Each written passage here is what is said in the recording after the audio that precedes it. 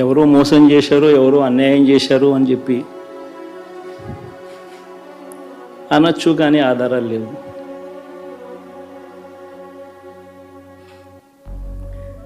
ఏం జరిగిందో దేవుడికి తెలుసు.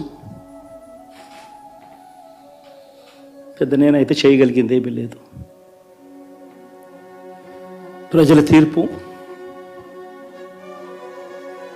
తీసుకుంటాం, కానీ మంచి చేయడానికి మాత్రం ప్రజలకు తోడుగా ఖచ్చితంగా ఉంటాం.